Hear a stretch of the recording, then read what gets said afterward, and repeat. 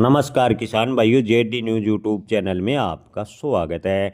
किसान भाइयों, आने वाले दिनों में मक्का के भाव में कितनी तेजी की उम्मीद है? एथनॉल और पोल्ट्री फीड इंडस्ट्री में मक्का की डिमांड कैसी देखने को मिल रही है? क्या मक्का के भाव 3,000 के आसपास होंगे? तो किसान भाइयों, फिलहाल की बात करें तो मक्का के भाव में हल्का फुल्का सुधार देखने को मिला है। अब की बार मक्का फसल में किसानों को बड़ा नुकसान उठाना पड़ा है। सरकार ने मोटा अनाज उत्पादन बढ़ावा देने का प्रयास किया। किसानों ने सरकार के प्रयास के अनुसार मक्का का उत्पादन के तो बढ़ाया, लेकिन किसानों को बदले में काफ़ी आर्थिक नुकसान भी उठाना पड़ा।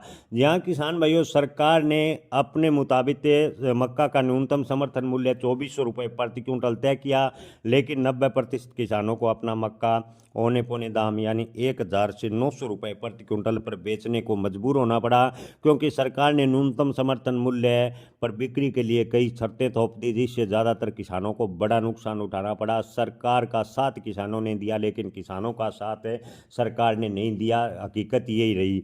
जी हाँ किसान भाइयों, आपको बता दें कि कुछ मंडियों में इन दिनों डिमांड बढ़ने से मक्का के भाव में हल्का फुल्का सुधार देखने को मिला है। ज़्यादातर मंडियों में मक्का के भाव अब भी 1400 से 1500 रुपये के आसपास चल रहे हैं। हालांकि कुछ एक मंडियों में मक्का के भाव 1800 रुपये के आसपास है, लेकिन एमएसपी यानी न्यूनतम समर्थन मूल्य से अब भी कम है। किसान भाइयों, इन दिनों पोल्ट्री और जो एथनॉल या फीड इंडस्ट्री की बात करें तो मक्का की मांग स्थिर देखने को मिली है, यानी कोई बढ़ोतरी मक्का की डिमांड में देखने को नहीं मिली।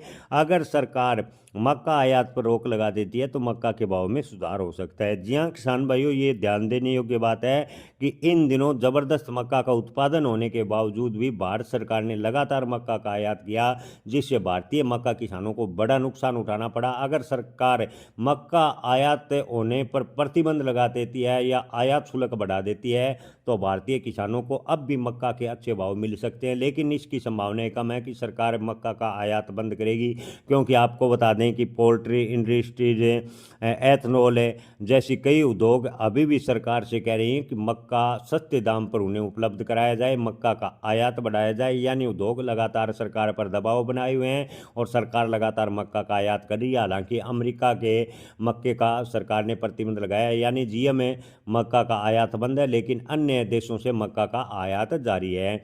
ऐसे में मक्का के भाव पर दबाव देखने को मिला है। ओवरऑल स्थिति देखें तो किसान भाइयों, आने वाले 1-2 महीनों में मक्का के भाव में हल्का फुल्का सुधार देखने को मिल सकता है। बड़ी तेजी की उम्मीद यहां से कम नजर आ रही है। जय किसान, धन्यवाद।